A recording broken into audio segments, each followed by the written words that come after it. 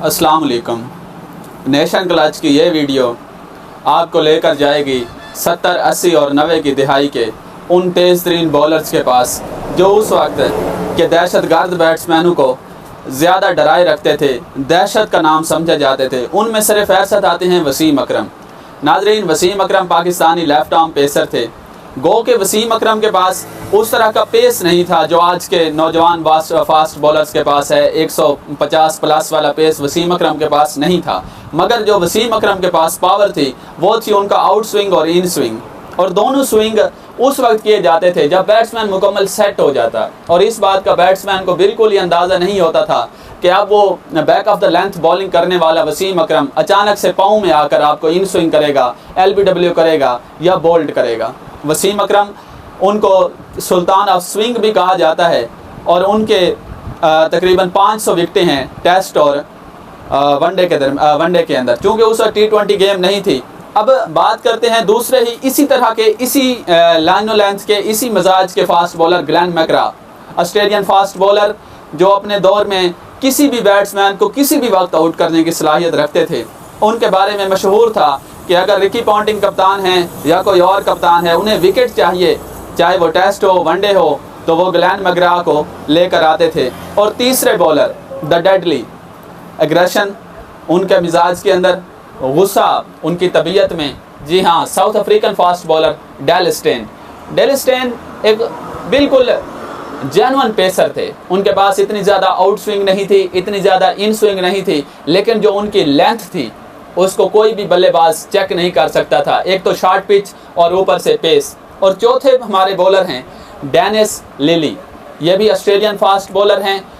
उन्होंने तकरीबन 70 की दिहाई में उस वक्त के बैट्समैनों को नाखून चने चबाए रखे जब उनका साथ देते थे जेफ थॉम्सन। ये जोड़ी इस तरह की जोड़ी थी जो उस वक्त की टेस्ट क्रिकेट, ख़ास तौर पर एशेस में इस तरह की परफॉर्मेंस देते कि इंग्लैंड के बल्लेबाज, इंग्लिश प्लेयर उनके आगे घुटने टेक देते। और चौथे हैं लंबे कद के मालिक माइकल हॉल्डिंग। उनको विस्परिंग डेथ का नाम दिया जाता था, यानी जब वो बॉलिंग पर आते हैं तो किसी भी बैट्समैन की जान को ख़तरा रह सकता है, ख़ास तौर पर जब उनको आप बाउंड्री कर दें। और उनको इस बात पे ज़्यादा गुस्सा आता था कि उनकी जो बॉल है शॉर्ट के पिच को एज लाकर थर्ड मैन के ऊपर से चौका चला जाए, तो उसके बाद बैट्समैन इस बात के लिए जहनी तौर पर तैयार रहता था कि अब माइकल हॉल्डिंग का अगला निशाना सर होगा। इसके बाद कार्टली एम्ब्रोज हैं। कार्टली एम्ब्रोज भी वेस्ट इंडीज़ के ही उसी एरा के बॉलर हैं जब उन्हें काली आंधी कहा जाता था और दहशत का दूसरा नाम समझा जाता था।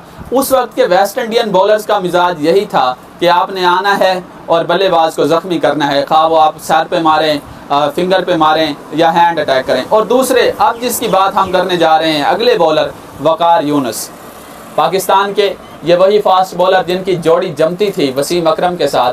इन स्विंग यार्कर के बेताज बादशाह, इन्हें टो क्रशर भी कहा जाता था। और इनकी जो तकरीबन विकटें हैं, इनके कैरियर की 60% विकटें इनके यार्कर पर हैं, क्योंकि ये पिछले पाँव पर मारते थे और थोड़ा सा स्विंग होकर बॉल स्टंप या मिडल स्टंप को लेता था। इसके बाद हमारे पास है लंबे कद के ऑस्ट्रेलियाई फास्ट बॉलर ब्रेट ली। कोई भी क्रिकेट देखने वाला शख्स जिसने क्रिकेट 2000 से देखी हो या 2017-18 तक क्रिकेट देखी हो, वो जानता है कि ब्रेट ली किस कदर ख़तरनाक हैं।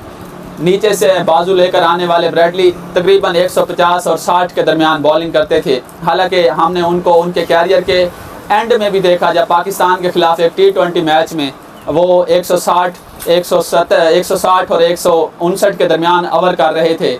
जब पाकिस्तान को ऑस्ट्रेलिया ने उस मैच में 120 का टारगेट दिया था और ब्रेट ली ही की बॉलिंग की बदौलत पाकिस्तान वो मैच हार गया था, 120 चेज़ नहीं कर पाया था। और इसके बाद हमारे पास आते हैं पिंडी एक्सप्रेस।